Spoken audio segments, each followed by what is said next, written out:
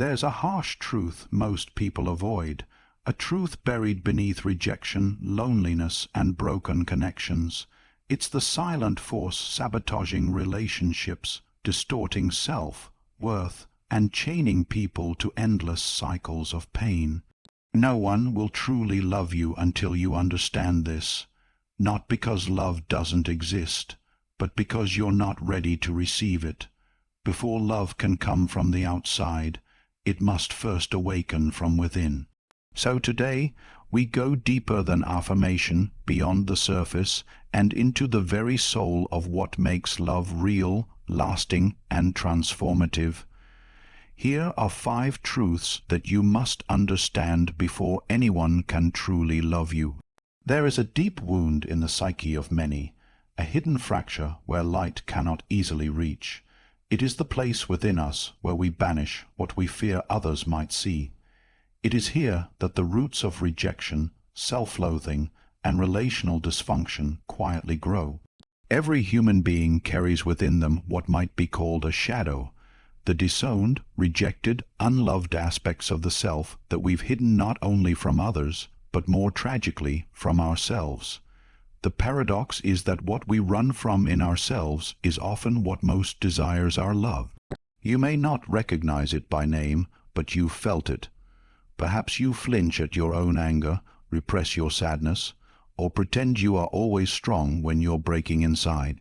Perhaps you carry a secret fear that you are not enough, not smart enough, attractive enough, strong enough, lovable enough. These are not flaws in your nature. These are wounds, and they are not healed by pretending they don't exist. In fact, it is the hiding, the pretending, the performing that keeps the wound open. We were taught, often unconsciously, that only our best selves deserve love, that only our joy is acceptable, only our strength admired, only our composure rewarded. And so we crafted a mask. We built a self that is palatable, pleasant, and non-threatening. But love that is based on performance is not love. It is approval, and approval is always conditional. Love requires truth. And truth begins with wholeness, not perfection. The parts of yourself that you have rejected are not your enemies. They are messengers. They are aspects of your being that once had a function, once served a survival purpose, but were cast into the dark for being misunderstood or inconvenient. That rage you silence might have once been your only defense against injustice. That sensitivity you bury may have been your deepest source of empathy before the world taught you it was. A weakness, that voice of self. Doubt may be the echo of a caregiver who never saw your worth. Until you bring those voices out of the shadow, they will run your life from the dark. A man who cannot face his own anger will inevitably project it onto others. He will see enemies where there are none, attack when he should connect, or retreat when he should engage. A woman who has disowned her need for care may find herself drawn again and again to those who need rescuing, but never to those who can see her. In both cases, we attract mirrors, not miracles. Life reflects back to us not what we consciously desire, but what we unconsciously are. Think of someone who always needs to be the strong one. On the surface, this person appears noble, reliable, dependable, unshakable, but underneath is often a child who was never allowed to be weak, who had to carry too much too early and learned that love only came when they were useful. So they stopped asking for help, they silenced their needs, they became pillars for everyone but themselves. Over time, their relationships feel draining, one-sided. They are either idolized or ignored. And inside, they carry a deep and quiet ache. Why doesn't anyone ever see me? But people do see them. They see the mask. They see the strength. But they do not see the pain, because it is not being shown. And therefore, they cannot love what remains hidden. You must face the parts of yourself you've rejected, not to indulge in them, but to integrate them. Integration is not the same as glorification. To integrate is to say, you are a part of me. I see you. I understand why you came, but I choose now to be conscious of you, to relate to you, not be ruled by you. This work is not romantic. It is not a quick affirmation or a one-time journal entry. It is a process that takes honesty, patience, and sometimes pain. It may require walking into memories you have long avoided. It may mean grieving the fact that you were not loved the way you needed to be, and choosing to give that love to yourself now, even if no one else ever did. But it is in this grieving, this reclaiming, that something beautiful happens. You become whole, and once you are whole, you no longer look to others to complete you.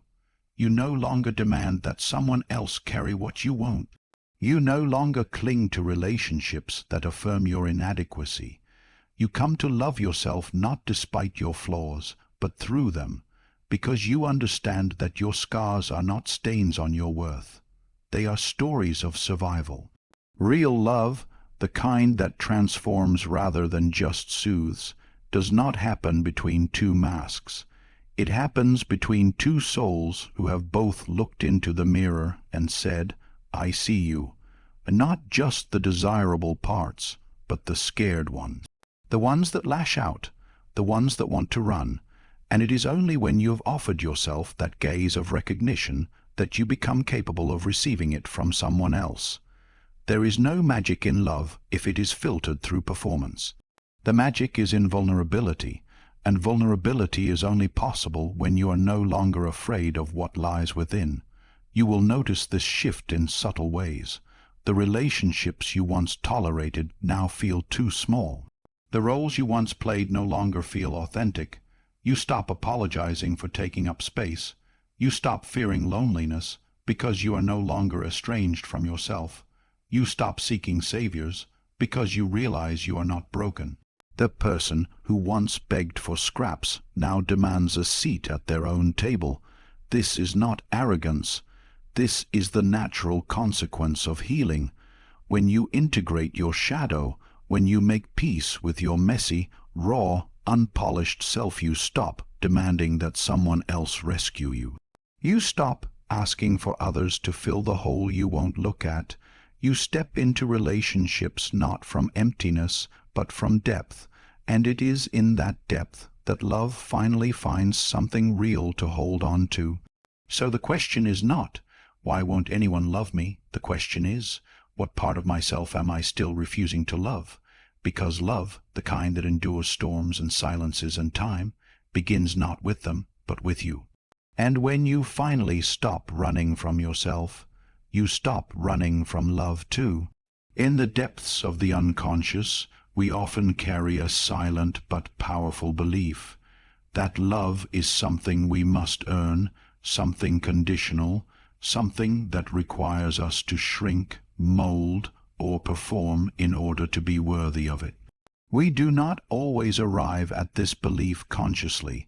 It forms in the early, unspoken contracts we create with the world.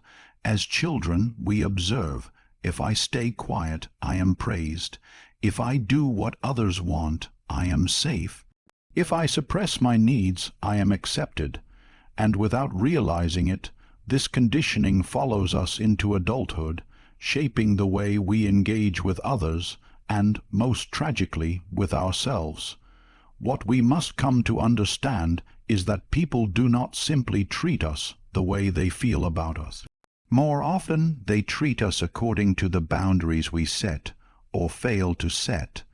They respond to the value we place on ourselves. We teach them how to love us, not through our words, but through our behavior. If you ignore your own pain to keep peace, if you minimize your needs to avoid discomfort, if you accept less than you deserve and call it patience, you are not demonstrating love. You are demonstrating self-abandonment. And others, consciously or not, will mirror that same pattern back to you. Consider the woman who stays in a relationship where her presence is met with indifference. She tells herself that love means sacrifice, that loyalty means staying even when her soul feels invisible. She tells herself he will change, that if she just gives more, loves harder, bends further, eventually he will see her. But each time she remains silent in the face of disrespect, each time she chooses his comfort over her dignity, she is not teaching him to value her. She is teaching him that she does not value herself. And so he does not need to rise. He does not need to give. He does not need to grow, because she has made it clear through her actions that she will stay regardless. This is not love. This is survival masquerading as love. It is a pattern rooted in an old wound, a subconscious belief that to be loved, one must suffer, prove, endure. But love is not proven through suffering. Love that is real, whole, and transformative arises from self-respect. It is not found in the erosion of your boundaries. It is found in the honoring of them. We must begin to see that how we treat ourselves is the foundation for every relationship we build. If you speak to yourself with kindness, others will learn to do the same. If you hold yourself with compassion, others will learn to approach you with care. If you walk away when you are not valued, others will understand that your presence is a privilege, not a possession. This is not arrogance. It is not entitlement. It is the quiet, unwavering knowledge that you are worthy, not because someone else says so, but because your existence alone is enough. When you choose yourself, you set a standard. And not everyone will meet it. Some will fall away. Some will be uncomfortable with your wholeness, your voice, your boundaries. That is not your failure. That is your filter. For what is incompatible with yourself, love has no place in your life. The people who belong will not require your silence. They will not ask you to shrink. They will rise to meet you, because your love will no longer be a plea. It will be an offering. But to reach this place, you must unlearn. You must unravel the belief that love is something you earn by disappearing. You must confront the moments in your past when love was withheld as punishment or granted as reward. You must grieve the times you were not chosen and understand that it was not a reflection of your worth, but a reflection of the other's capacity. And once you've done this, once you've laid down the false self you constructed to survive, you will begin to see that the love you longed for was never meant to be begged for. It was meant to be mirrored by the love you give to yourself. And this love is not soft in the way many imagine. It is fierce. It demands truth. It demands that you say no when everything inside you has been trained to say yes. It demands that you walk away from what wounds you, even when it's familiar, even when it's comfortable. It demands that you speak when you are afraid, that you show up when you want to run, that you stop betraying yourself in the name of harmony. This is not easy. It may feel unnatural at first, because for years, perhaps decades, you have been taught that love means pleasing others, being agreeable, being small. You have been taught that your needs are burdens, that your voice is too loud, that your presence is too much. And so choosing yourself will feel like rebellion, but in truth it is reclamation. It is the sacred act of coming home to yourself, of saying, I matter, my feelings are real, my needs are valid, my love is valuable. And when this becomes your truth, when it lives not just in your mind but in your bones, you will notice a shift. You will no longer tolerate conversations that leave you feeling less. You will no longer chase people who make you question your worth. You will no longer compromise your integrity for affection, because yourself, love will be a fortress, not a fragile thread. The relationships you draw into your life from this place will be different. They will not come to complete you, but to complement you. They will not demand your silence, but welcome your truth. They will not ask you to change, but celebrate who you are becoming. And if they don't, you will walk away, not out of bitterness, but out of clarity. In this way, You stop seeking love as a transaction and begin to live it as a state of being. You become the very love you once hoped to find. You embody the very respect you once begged to receive, and the world, in turn, learns from you. They see your boundaries not as walls, but as invitations to meet you in honesty, to love you in wholeness, to join you in the sacred space where love is not earned by suffering, but awakened through truth. In the end, you do not get what you wish for. You get what you believe you deserve, and when you finally believe that you deserve love that does not hurt, love that does not diminish, love that does not demand you disappear, you will no longer accept anything less. You will no longer teach people to treat you as if you are optional. You will have become the example, and the right ones will follow. In the intricate architecture of the human psyche there lies an innate longing, not simply to be admired, not merely to be praised, but to be seen, truly seen, and loved in that seeing. Yet this deepest of desires often collides with our greatest fear, that if people did see us as we are, unfiltered, flawed, and vulnerable, they would turn away. So we build a mask, and then another, until what the world loves is not the soul, but the sculpture. We are taught from a young age that performance precedes acceptance. Smile when you're sad, achieve when you're empty, be agreeable when you're angry. Over time, we learn to suppress our inner truths and manufacture a version of ourselves that seems palatable, pleasing, successful, invulnerable. The child learns to hide their tears to avoid punishment. The teenager learns to blend in to escape ridicule. The adult learns to posture strength, to trade authenticity for approval, to hold their pain in silence. We begin to forget where the mask ends and we begin. This mask becomes so seamless that we wear it not only around others, but also in front of ourselves. We convince ourselves that the applause is enough, that being needed is the same as being loved, that looking successful is a suitable substitute for feeling whole. But beneath this carefully curated identity, something begins to ache, a quiet, hollow ache that no amount of achievement can silence. It is the soul's cry for recognition. Consider the man who seems to have everything, a respected career, financial abundance, social prestige. He moves through life with the assurance of someone who has mastered the game. And yet, late at night, he feels profoundly alone. One day he confesses to a friend, "I don't think anyone really knows me. They just love the version of me I show them." In that moment, a profound truth is revealed. He has become a stranger to his own heart, and so too has everyone else. What they admire is not the man but the mask. What they love is not the soul but the story, and that is not love. That is validation. Validation is a fragile currency. It comes and goes, it requires upkeep, it demands continued performance, it withholds peace, but love, real love, is not interested in masks. It does not crave perfection. It does not seek performance. It seeks presence, and presence cannot be faked.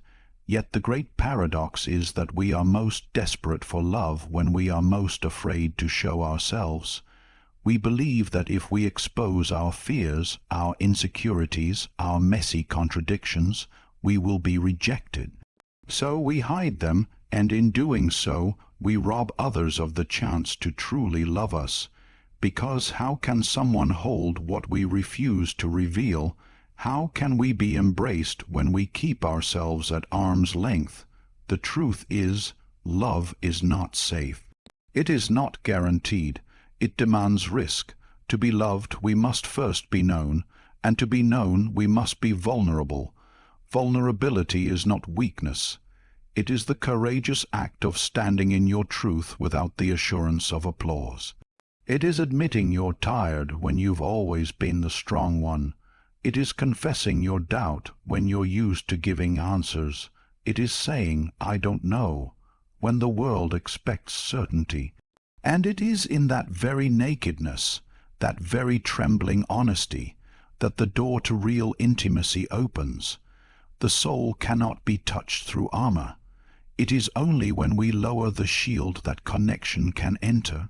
And yes, some may walk away. Some may find your honesty too raw, your presence too intense, your truth too disruptive. But that is not your burden. That is your boundary. For the ones who are meant to walk beside you do not need your mask. They need your presence. They are not drawn to the illusion of who you think you should be. They are drawn to the heartbeat of who you already are. And what happens when you do remove the mask? At first, perhaps, it will feel like exposure.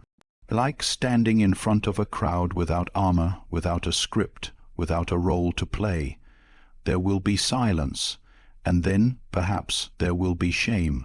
Because when we begin to show ourselves, all the judgments we've internalized come to the surface. I'm not lovable. I'm too much. I'm not enough.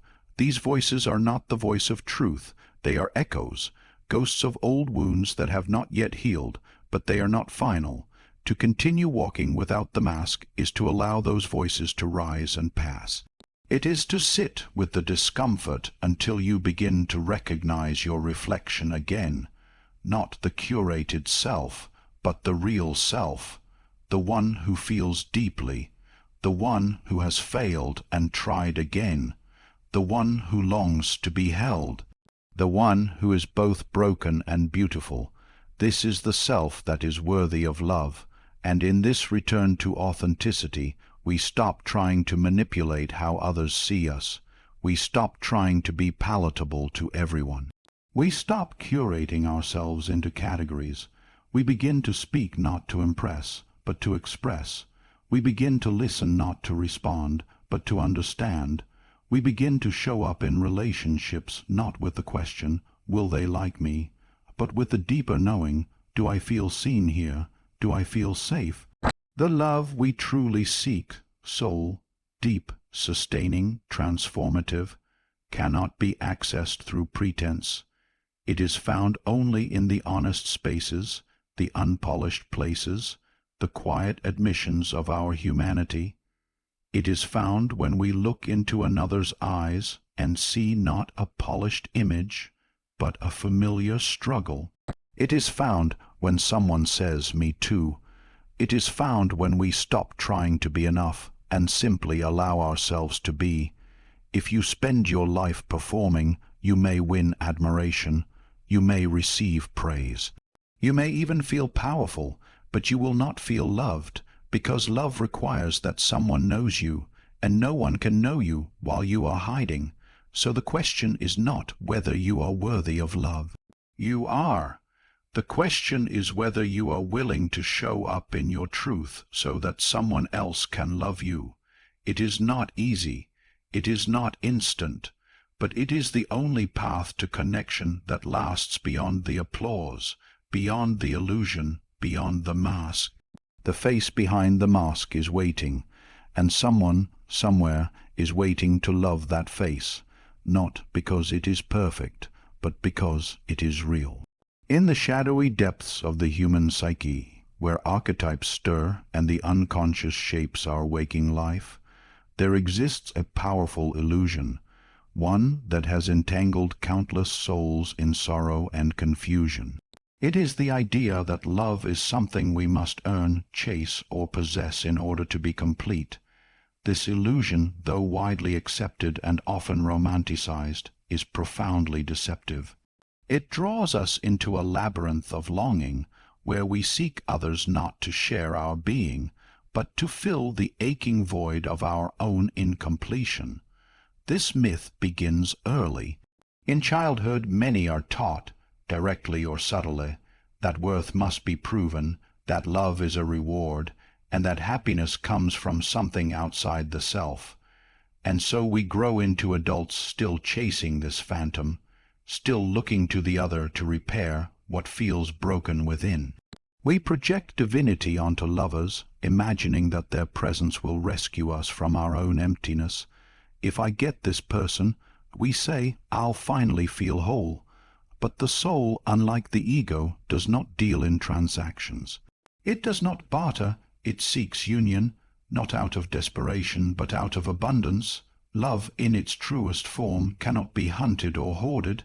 It cannot be manipulated or demanded. Love is not a drug to numb your pain. It is not a prize for the worthy. It is not the balm that fixes your wounds. It is not something you get, it is something you give. But such giving is only authentic when it flows from a cup that is already full. Anything else is merely need dressed in the language of affection. The great paradox, then, is that the more you need love in order to feel whole, the more it will elude you. When you are desperate for someone else to complete you, you do not seek a partner, you seek a savior.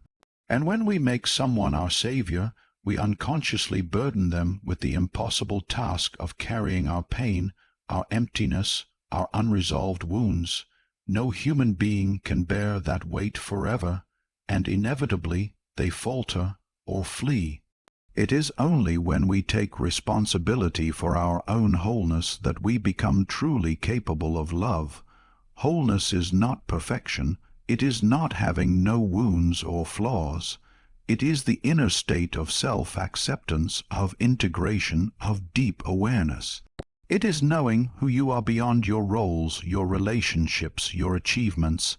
It is learning to sit with your fears, your shadows, your longings, not expecting someone else to fix them, but allowing yourself to befriend them.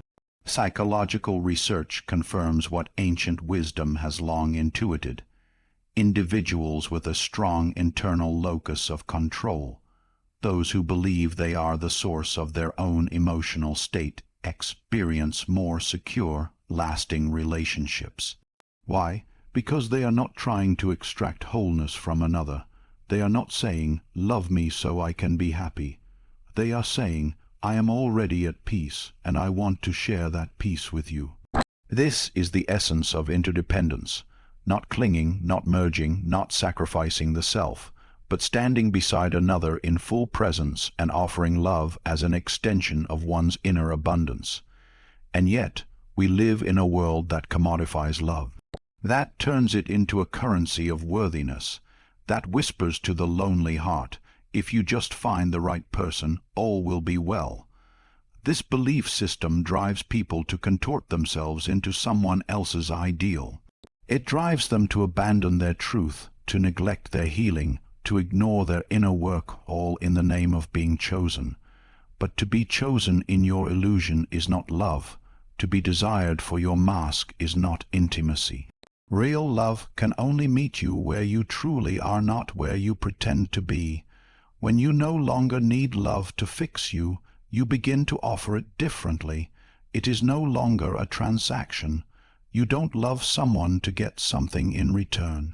You love because that is what your soul naturally does when it is at peace. You love with clarity, not attachment. You love with strength, not dependence. You love without fear of loss, because you have already found your center within. From this place of wholeness, you stop chasing love. You radiate it. You become the embodiment of what you once sought, and in that radiant state, something beautiful happens. You begin to attract others not out of need, but resonance. The right person is drawn to your energy not to fill your void, but to share in your fullness. The relationship that blooms is not one of frantic clinging or fearful grasping. It is one of calm expansion. It is not a merging of wounds, but a collaboration of souls. Love, then, becomes not the goal, but the byproduct. It is the natural outpouring of a life lived in alignment with truth. It is not about finding someone to stand in for your self-worth. It is about meeting someone who complements the worth you already hold. It is about two people walking their own path, strong in their individuality, yet choosing to walk side by side in shared purpose and deep affection. But make no mistake, this kind of love demands much of us. It demands that we face ourselves, that we stop blaming others for our emptiness, that we abandon the fantasy of rescue. It demands that we heal, not for them, but for us. It demands that we become the source of our own love first. Only then can we give it freely, without fear of depletion. Many will resist this truth. It is far easier to place the burden of our happiness on someone else. It is far more comfortable to believe that once we are loved enough, our wounds will vanish. But true transformation begins the moment we turn inward and ask, what am I withholding from myself that I keep trying to get from others? That is where the work begins. That is where the illusion ends. That is where real love becomes possible. And so, love is not found in the desperate reaching of an empty hand, but in the quiet offering of a full heart. It is not given to complete you. It is given to expand you. It is not something you receive so that you may feel whole. It is something you give because you already are. And in that giving, in that overflowing, you will finally discover the sacred truth. The love you sought was never outside you. It has always been within, waiting for you to awaken and release it into the world. There is a quiet tragedy that unfolds in the unconscious lives of many, a tragedy so familiar, so deeply woven into the fabric of our inner world, that we often mistake it for truth. It is the belief that love must be chaste, that worth must be proven, that if we give enough, sacrifice enough, suffer enough, someone, finally, will choose us. And yet the more we abandon ourselves in the pursuit of being chosen, the more we find ourselves entangled in a cycle of rejection and emotional starvation. We do not realize we are not seeking love, we are seeking resolution. We are trying to relive the past with a different ending. We repeat what we believe we deserve, not what we consciously think we want, but what we unconsciously believe we are worth. This is the unspoken contract of the psyche. If you grew up feeling invisible, you may find yourself drawn to those who barely see you. If your childhood was a place where love had to be earned through obedience, achievement, or self-sacrifice, then it is likely you now seek out those who make you work for their attention. If abandonment carved itself into your emotional body, you may cling to those who remain distant, not because they make you happy, but because they make you feel familiar. This is not conscious. It is deeper than thought. It is rooted in the shadow, the part of the self that holds our repressed pain, our unmet needs, our core wounds. And unless we bring that shadow into the light, we will keep seeking externally what was never given to us internally. We will keep choosing people who mirror our earliest losses, not because we enjoy suffering, but because the psyche is always trying to resolve unfinished stories. This time, it says, maybe it will end differently. Maybe this time someone will stay. But healing does not come from repeating the past.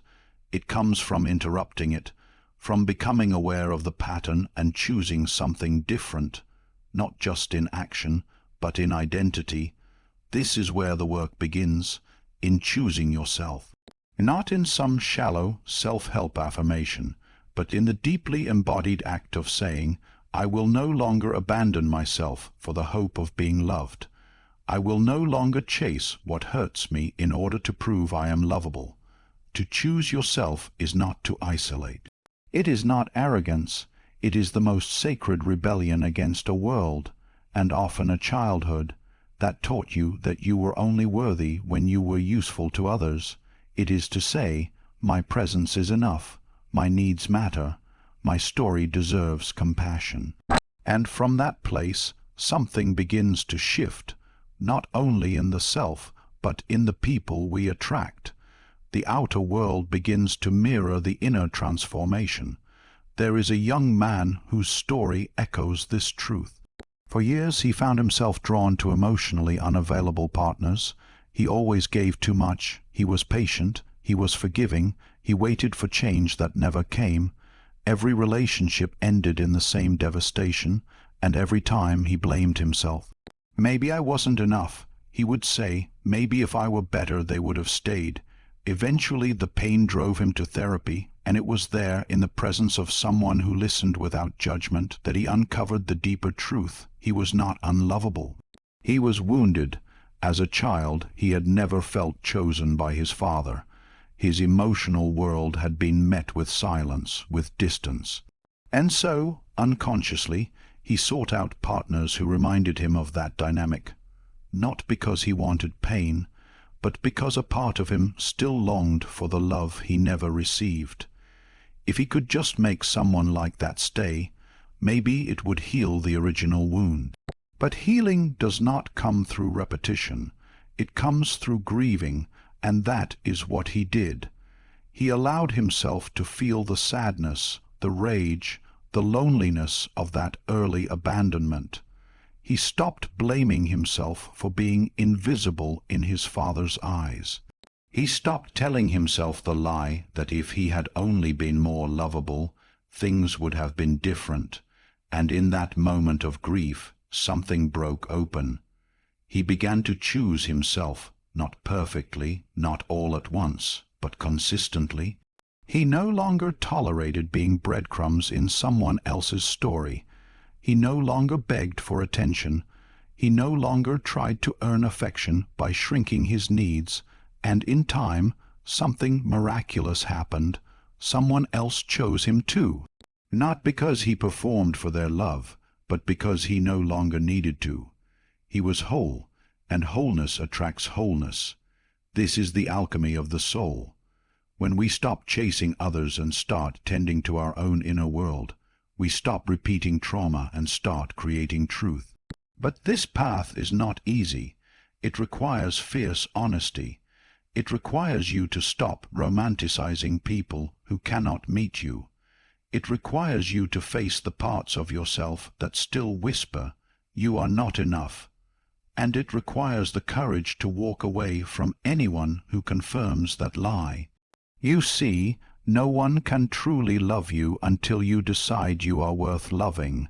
No one can consistently choose you while you continue to abandon yourself.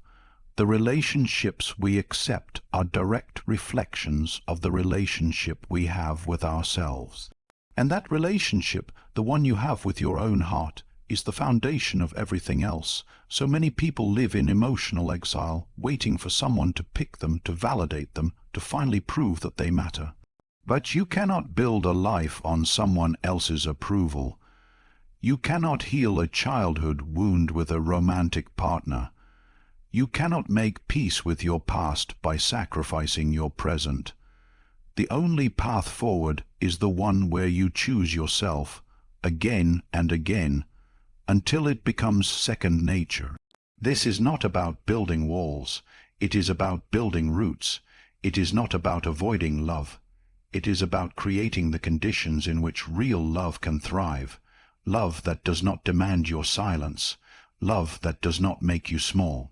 Love that sees you not as a project to fix, but a person to cherish. You are not too much. You are not too broken. You are not unworthy. These are the echoes of old pain, not the truth of who you are. And the moment you stop chasing people who confirm those beliefs, you begin to rewrite your story. Healing is not about finding the perfect partner. It is about becoming the person who no longer settles for less than they deserve. And from that place, everything changes, not because you force it, but because you finally align with the love that was waiting for you all along, your own. So no one will truly love you. Until you stop hiding, until you stop abandoning yourself, until you stop chasing love like a beggar and start honoring it like a gift. Love will find you the moment you are brave enough to meet yourself. It's not about being perfect, it's about being whole, and wholeness is not something you find in others. It's something you discover when you come home to yourself. Now ask yourself, are you ready to love you first?